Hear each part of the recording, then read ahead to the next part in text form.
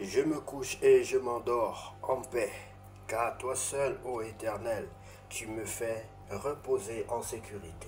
Je me couche et je m'endors en paix, car toi seul, ô Éternel, tu me fais reposer en sécurité. Psaume chapitre 4, verset 9. Bonsoir bien-aimés, que Dieu vous bénisse. C'est l'heure de la prière et de la repentance en ce dimanche 15 juin 2025 soir. Prions ensemble. Éternel notre Dieu, la nuit tombe et nos cœurs se tournent vers toi. Merci pour cette journée que tu nous as donnée. Merci pour les moments de joie comme pour les épreuves. En tout, tu es resté fidèle. Seigneur, nous te remettons tout ce que nous avons vécu. Pardonne nos erreurs, nos paroles hâtives, nos pensées inutiles. Couvre-nous de ta paix et de ton pardon. Alors que la nuit s'installe, protège notre sommeil, garde nos maisons, veille sur nos familles et accorde le repos à ceux qui sont fatigués. Tu dis dans ta parole, je me couche et je m'endors en paix. Car toi seul, ô Éternel, tu me fais reposer en sécurité. Psaume chapitre 4, verset 9. Seigneur, remplis notre nuit de ta présence. Parle à nos cœurs, même dans le silence, et prépare-nous à une nouvelle semaine sous ta grâce. Bonne nuit, sous la paix de Dieu, bien-aimé. Pour ceux qui sont prêts à dormir, mais bien avant de dormir, je vais vous inviter à recevoir le Seigneur Jésus-Christ dans votre vie. Pour ceux qui ne l'ont pas encore fait, si tu n'as jamais invité le Seigneur Jésus-Christ dans ta vie comme ton sauveur personnel et ton Seigneur, je vais te demander, bien-aimé, de prendre une position, la position qui honore ton Dieu, et de prier avec moi. Tu vas répéter cette prière après moi pour recevoir le Seigneur Jésus-Christ dans ta vie comme ton sauveur personnel et ton Seigneur. Seigneur Jésus-Christ, je t'accepte dans ma vie comme mon sauveur personnel et mon Seigneur. Seigneur Jésus-Christ, je te reçois dans ma vie comme mon sauveur personnel et mon Seigneur.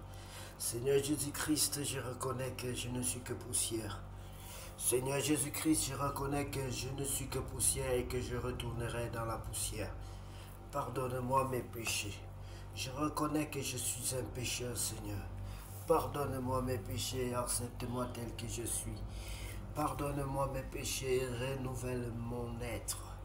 Pardonne-moi mes péchés et donne-moi une nouvelle vie. Je t'en supplie.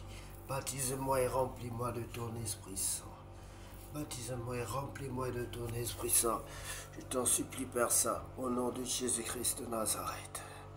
Au nom de Jésus-Christ de Nazareth, j'ai ainsi prié. Aide-moi à marcher sur tes pas, Seigneur Jésus. Aide-moi à te plaire tous les jours de ma vie. Je t'en supplie au nom de Jésus. Sois béni, bien-aimé, si tu as répété cette prière de tout ton cœur. S'il y a une parole, un mot, une phrase qui t'est échappée, tu peux réécouter et reprendre. Bien-aimé, mets-toi à l'aise, prie ton Dieu, parle avec ton Dieu. Nous allons continuer ce moment avec la lecture de Juges chapitre 8, mise à mort des deux rois de Madian. Les hommes d'Éphraïm dirent à Gédéon, que signifie cette manière d'agir envers nous? Pourquoi ne pas nous avoir appelés quand tu es allé combattre Madian? Et ils eurent avec lui une violente querelle. Gédéon leur répondit, qu'ai-je fait en comparaison de vous? Le grappillage d'Éphraïm ne vaut-il pas mieux que la vendange d'Abiézer? C'est d'entre vos mains que Dieu a livré les chefs de Madian, Oreb et Zib. Qu'ai-je donc pu faire en comparaison de vous? Lorsqu'il eut ainsi parlé, leur colère contre lui s'apesa. Voilà la sagesse, bien-aimée. Même quand vous savez que vous avez raison, prenez du tact à part lorsque vous vous adressez à vos accusateurs, bien-aimés. Ce sont des exemples à suivre que vous devez souligner, que nous devons souligner. Gédéon arriva au Jourdain et il le passa, lui et les 300 hommes qui étaient avec lui fatigués, mais poursuivant toujours, il dit aux gens de Soukof, donnez, je vous prie, quelque pain aux hommes qui m'accompagnent, car ils sont fatigués et je suis à la poursuite de Zébach et de Tsalmona, roi de Madian. Les chefs de Soukof répondirent, la main de Zébach et de Tsalmona est-elle déjà en ton pouvoir pour que nous donnions du pain à ton armée? Et Gédéon dit, eh bien, lorsque l'Éternel aura livré entre mes mains Zébach et Tsalmona, je broyerai votre chair avec des épines du désert et avec des chardons. De là, il monta à Pénuel et il fit aux gens de Pénuel la même demande. Ils lui répondirent comme avaient répondu ceux de Soukof, et il dit, oh, si aux gens de Pénuel, quand je reviendrai en paix, je renverserai cette tour. Zébach et Tsalmona étaient à Carcor, et leur armée avec eux, environ 15 000 hommes, tous ceux qui étaient restés de l'autre, restés de l'armée entière des fils de l'Orient, 120 000 hommes tirant l'épée, avaient été tués. Gédéon monta par le chemin de ceux qui habitent sous les tentes, à l'orient de Nobach et de Jokbéa, et il battit l'armée qui se croyait en sûreté. Zébach et Tsalmona prirent la fuite. Gédéon les poursuivit, il s'empara les deux rois de Madian, Zébach et Tsalmona, et il mit en déroute toute l'armée. Gédéon, fils de Joas, revint de la bataille par la montée de Hérès. Il saisit d'entre les gens de Soukof un jeune homme qu'il interrogea et qui lui mit par écrit les noms des chefs et des anciens de Soukof, 77 hommes. 77 hommes, autant pour moi. Puis il vint auprès des gens de Soukof et dit, voici Zébach et Tsalmona, au sujet desquels vous m'avez insulté en disant, la main de Zébach et de Tsalmona est-elle déjà en ton pouvoir pour que nous donnions du pain à tes hommes fatigués? Et il prit les anciens de la ville et châtia les gens de Soukof avec des épines du désert et avec des chardons. Il renversa aussi la tour de Pénuel et tua les gens de la ville. Il dit à Zébach et à Tsalmona, comment étaient les hommes que vous avez tués au Tabor? Ils répondirent, il était comme toi, chacun avait l'air d'un fils de roi. Il dit, c'étaient mes frères, fils de ma mère. L'Éternel est vivant, si vous les aviez laissés vivre, je ne vous tuerai pas. Et il dit à Jéter, son premier-né, lève-toi, tue-les. Mais le jeune homme ne tira point son épée, parce qu'il avait peur, car il était encore un enfant. Zébach et Tsalmona dirent, lève-toi toi-même et tue-nous. Car tel est l'homme, telle est sa force. Et Gédéon se leva et tua Zébach et Tsalmona. Il prit ensuite les croissants qui étaient au cou de leurs chevaux. Gédéon juge en Israël.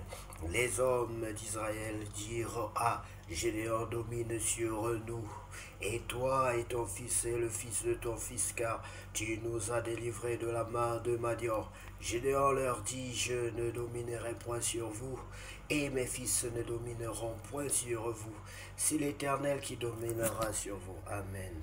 Gédéon est un homme prudent, bien-aimé. Gédéon leur dit, j'ai une demande à vous faire. Donnez-moi chacun les anneaux que vous avez eus pour butin. Les ennemis avaient des anneaux d'or, car ils étaient ismaélites. Ils dirent, nous les donnerons volontiers. Ils étendirent un manteau sur lequel chacun jeta les anneaux de son butin. Le poids des anneaux d'or que demanda Gédéon fut de 1700 cycles d'or, sans les croissants, les pendants d'oreilles et les vêtements de pourpre que portaient les rois de Madian, et sans les colliers qui étaient au cou de leurs chameaux. Gédéon en fit un éphod et il le plaça dans sa ville à Ophra, où il devint l'objet des prostitutions de tout Israël, et il fut un piège pour Gédéon et pour sa maison. Voilà le péché de Gédéon, bien-aimé, le péché de Gédéon. Madian fut humilié devant les enfants d'Israël, et il ne leva plus la tête, et le pays fut en repos pendant 40 ans durant la vie de Gédéon.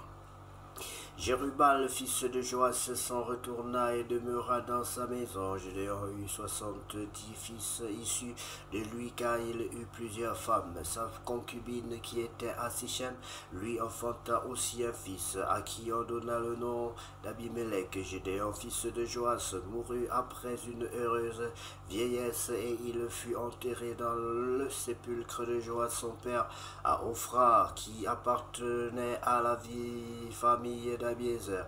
Abimelech, roi de Sichem. Lorsque Gédéon fut mort, les enfants d'Israël recommencèrent à se prostituer au Baal, et ils prirent Baal-Bérite pour leur Dieu. Les enfants d'Israël ne se souvinrent point de l'Éternel, leur Dieu, qui les avait délivrés de la main de tous les ennemis qui les entouraient, et ils n'eurent point d'attachement pour la maison de Jérubal de Gédéon, après tout le bien qu'il avait fait à Israël.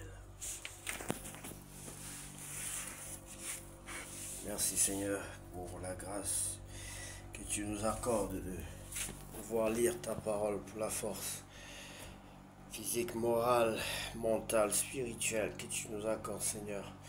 Demeurer dans ta présence. Nous croyons que c'est une véritable grâce. Bien-aimé, sois béni au nom de Jésus. Cherche les exemples à suivre dans ce chapitre et les exemples à ne pas suivre. Prie ton Dieu, demande au Saint-Esprit de te guider, de te parler, de te donner la révélation de Dieu. Qu'il en soit ainsi, bien-aimé, au nom de Jésus, puisse cette nuit être la plus douce, la plus belle, la plus sécurisée de toutes les nuits déjà passées sur cette terre. Au nom de Jésus-Christ, nous avons ainsi prié. Amen.